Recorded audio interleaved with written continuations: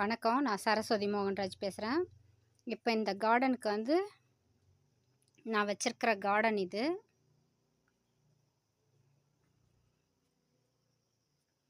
இப்போ இதில் வந்து ஒரே ஒரு புடலங்காய் போயிருக்கு.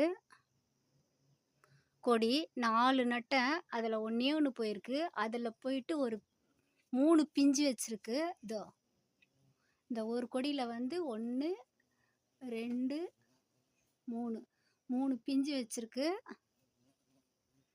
அதே மாதிரி இது பீர்க்கங்காய் வந்து 4 நட்டேன். இந்த இதில் டம்ளரில் அதில் 1 தான் முளைச்சிச்சு, மீதி 3 முளைக்கல. அதை வந்து நட்டிருக்கேன் 1 மட்டும். அதுக்கு இப்போ சத்து உரம் கொடுத்துடலாம் அப்படின்னு சொல்லிட்டு எடுக்கிறேன். அதே மாதிரி இதை பாருங்கள், இது வந்து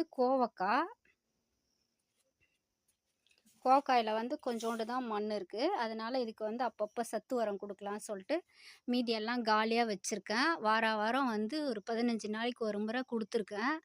இப்போ அதில் வந்து இத்தனை கோவக்காய் வச்சுருக்கு. இதோ இப்போ தான் ஓட ஆரம்பிச்சிருக்கு பந்தல் மேலே கொடி. அதுக்கே இவ்வளோ வச்சுருக்கு.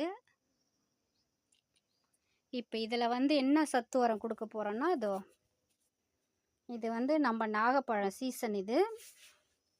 அந்த நாகப்பழம் வீட்டில் வந்து எங்கள் வீட்டுக்காரர் எடுத்துகிட்டு வந்தார் வேலை செய்கிற இடத்துலேருந்து. அதை சாப்பிட்டுட்டு இந்த கொட்டையெல்லாம் போட்டு வச்சுருந்தேன், காஞ்சிடுச்சு. இது கூட வந்து இந்த புண்ணாக்குக்கு பதில் வேப்பந்தழை அரைச்சி வச்சுருக்கேன். இது வந்து நம்ம வந்து இயற்கை, நம்ம குப்பையெல்லாம் கிச்சன் கம்போஸ் இது.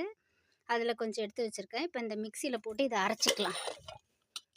அப்படியே போட முடியாது செடிக்கு, அதனால் இதை அரைச்சி இது கூட இந்த வேப்பம் புண்ணாக்குக்கு பதில் இந்த வேப்பந்தழையை கலந்து இந்த கிச்சன் கம்போஸோட கொடுத்துட போகிறேன். இப்போ வந்து இந்த நாகப்பழ கொட்டையை வந்து நான் அரைச்சின்னு வந்துட்டேன். எவ்வளோண்டு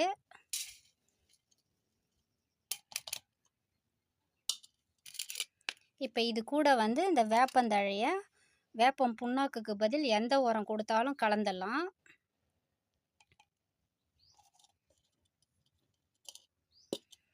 அதே மாதிரி இது வந்து கிச்சன் கம்போஸு.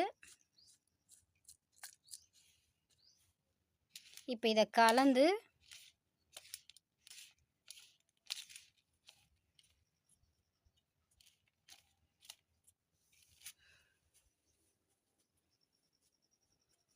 இந்த கோவக்காயை பறிச்சிட்டு இந்த சத்து உரத்தை இதுக்கு கொடுத்துருவோம். சரிம்மா, பறி கிட்ட வந்து பறி.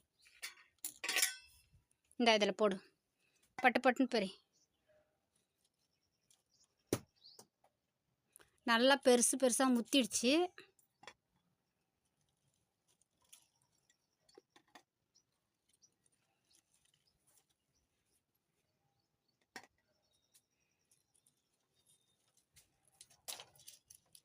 சீக்கிரம் 2 கையில பறி.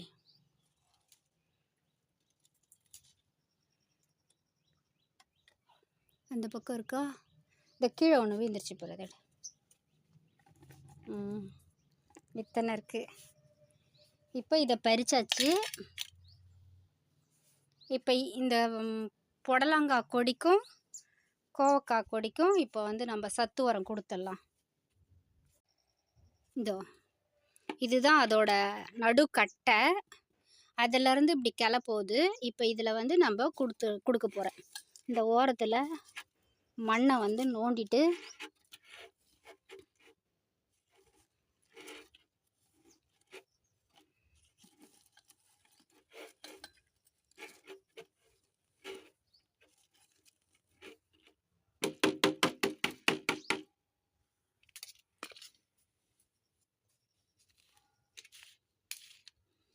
எல்லாத்தையும் ஒன்றா கலந்து ஒரு புடி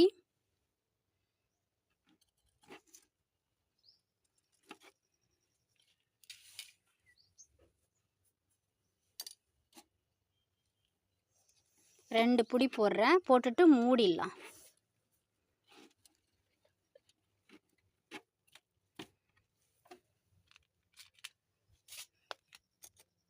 அதே மாதிரி இப்போ இந்த புடலங்காய் கொடிக்கும் கொடுத்துட்றேன். ஒரே ஒரு கொடி தான் ஓடுது.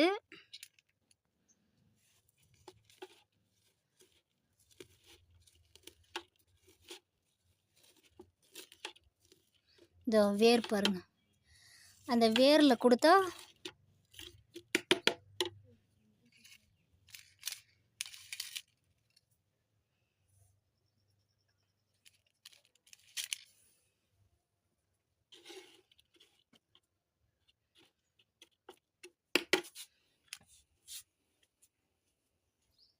நம்ம என்னென்ன சாப்பிட்றோமோ அதெல்லாம் வேஸ்ட்டாக குப்பையில் போடுறத நம்ம இந்த மாதிரி காய வச்சு ஒரு 5 நிமிஷம்தான் ஆகும். மிக்சியில் போட்டு அரைச்சி இதுக்குன்னு தனியாக ஒரு ஜார் வச்சுருக்கேன்.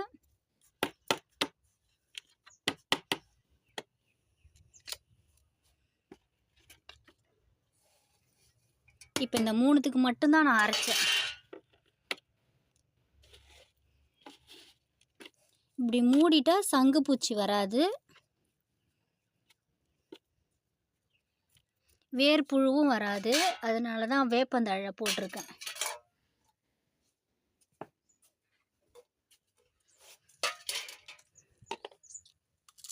இப்போ இதை வச்சு தான் உரம் கொடுத்தேன். அந்த மாதிரி ஏதாவது ஒன்று கிடச்சிச்சின்னா நம்ம மாங்காய் கொட்டைலாம் காய வச்சுருக்கேன், முருங்கைப்பூ கூட காய வச்சுருக்கேன். இது வந்து பூசணி வேற, இது வந்து முளைக்காது, கொஞ்சம் பிஞ்சாக இருந்துச்சு காய், அதோட வேற அதையும் காய வச்சு போடலான் தான் எடுத்து வச்சுருக்கேன். இந்த மாதிரி எடுத்து போட்டுட்டா காஞ்சிச்சின்னா நம்ம அரைச்சி கொடுத்துடலாம். இது மாதிரி நீங்களும் நம்ம சாப்பிட்றதெல்லாம் வேஸ்ட்டு பண்ணாமல் அரைச்சி செடியோட வேரில் கொஞ்சோண்டு போட்டிங்கன்னா காய் வைக்கும். அது மாதிரி நீங்களும் செஞ்சு பார்த்துட்டு எனக்கு கமெண்ட் பாக்ஸில் கமெண்ட் பண்ணுங்கள், லைக் பண்ணுங்கள், ஷேர் பண்ணுங்கள், சப்ஸ்கிரைப் பண்ணுங்கள்.